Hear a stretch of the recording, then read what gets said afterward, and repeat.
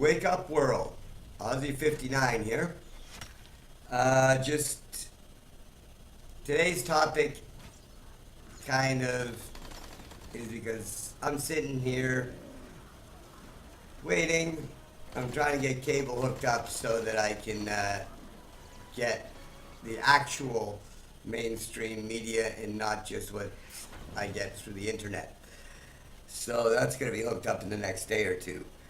But I'm sitting here pondering the thoughts of, is this really going to be the beginning of World War III if it keeps going the way it's going? Or is it just a continuation of World War I? Because in reality, it doesn't seem that the conflict hasn't left that part of the world.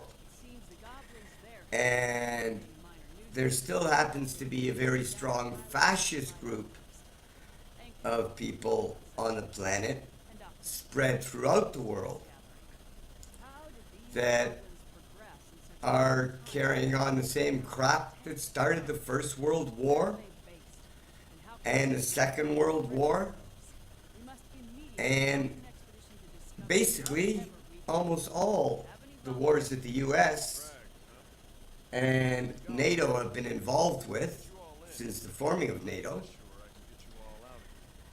And I'm pretty sure there's probably a few of the wars that were justified. Okay? But in some places, if you take a close enough look at history, where corporal punishment was the penalty for certain crimes, those crimes didn't take place. So, I'm not saying that's the way it is in the Middle East, but it has been their culture, and you can't expect ISIL, who is fighting against the Israelis and Palestinians, which the Palestinians still, and this, like that part of the world, beheading is the death penalty if you commit murder, treason, and other felonies. So,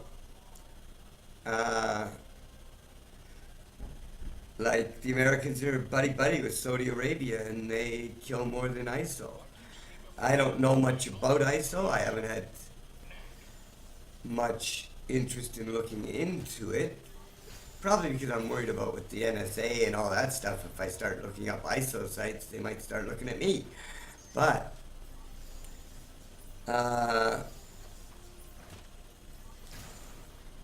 I think that there needs to be some sort of settlement in that part of the world. But I think what happened when,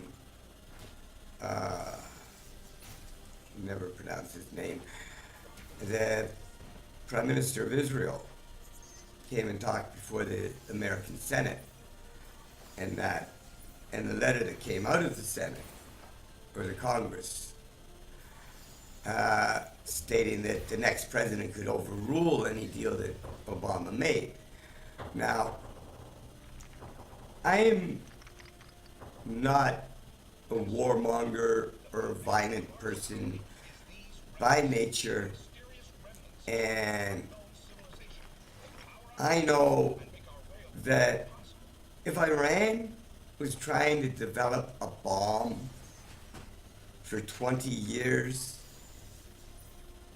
reality, don't you think that they would already have it?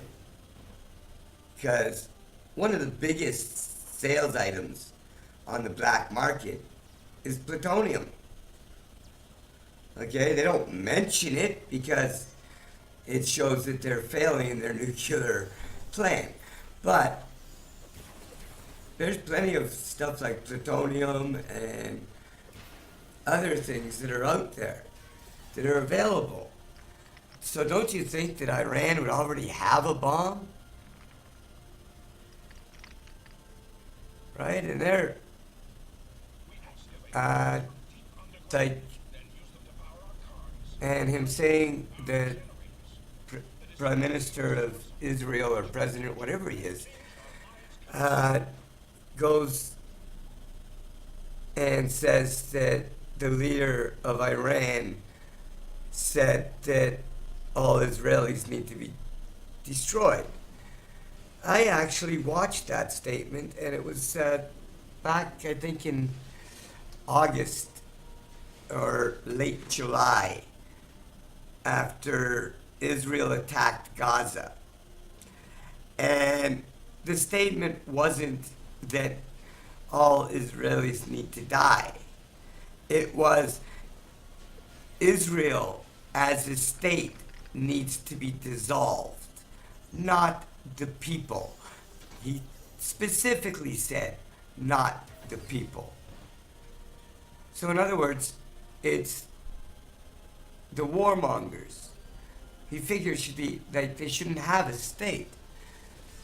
Okay? And like Israel's claiming that they want peace there in Israel, and like the whole talk was about developing. The only way that's going to settle out there is two states. You need two states, right? You need an Israeli state and a Palestine state. And that is what Obama was trying to deal with Iran on when that behind the back sidestep around diplomatic procedure and all that. Like, shoot, excuse me, you don't go into a country unless the leader invites you. And you don't go and talk to their parliament unless the leader invites you. I know that United States was guilty of such offenses in the Ukraine, in the Maidan Square. Okay, so I'm not saying that the U.S. is innocent of that sort of thing, because actually it was the U.S. Senator that invited, or politician anyhow, that invited the Prime Minister of Israel to speak before the Senate without Obama's approval or knowledge. Okay, so I guess neither one of them understand diplomacy and proper diplomatic procedure, which seems to be very slim now. So I'm beginning to wonder if this whole diplomatic immunity now should go out the damn window, because the diplomats aren't paying any attention to policy. So that why should they have protection if they're not doing their job? That's just another thing. I've never agreed that because you're a member of a royal family or you're a member of a government or a representative of government that you can get away with rape and murder and all that stuff. Excuse me, those are capital crimes. Those are crimes against individuals. And I think anywhere on the planet, if you commit a crime against an individual, you should be held accountable under any circumstances. After all, if it's questionable in a record in a military death, there is a court-martial performed, and if you are found guilty, you are punished and stripped of rank, and sometimes drummed out of the service, depending on how serious the offense was. So you can't have it both ways. You can't have it rule of law and rule of convenience. And this is what the corporations have, because the corporations control the military now. And I guess to you soldiers out there, if you want to continue along with World War One, because it doesn't seem like there's been a day of peace since the beginning of World War One. That's why I say, is it World War Three or just still World War One? Okay, and I haven't got a playlist for this one right now, but I am going to be working on stuff. This came to me this morning because of things that were going on. I was frustrated. I was stuck in an apartment with no sound for about 4 hours yesterday trying to figure something out and all that stuff, get my place together, trying to put my life back together since my wife died. So the idea came to me, and this is just off the top of my head, like all the rest of the stuff. You can tell that it's ad-libbed. But I would like to do something that I don't usually do, but I'd like to ask people to share my videos and subscribe, because it lets me know that I'm not just speaking to thin air. I see the odd view and stuff like that, but if people shared it and subscribed, I may get more viewers, and that would make me feel more enthusiastic and help me along with some of the research that I'm going to be doing over the next few months, because I still like to keep people thinking and getting them to take a look at what's going on and wake up and take it to the politicians, take it to your leaders. Say, hey, we want our money spent on something worthwhile, not war. Make peace, not war. You know? That should be the same. You know, make peace, not war. Okay? And that's... George Carlin said it. Make fuck, not war. Okay? Not kill. Make fuck, not kill. Okay, I don't usually swear, but that was actually something that kind of caught me, the whole bit that he did.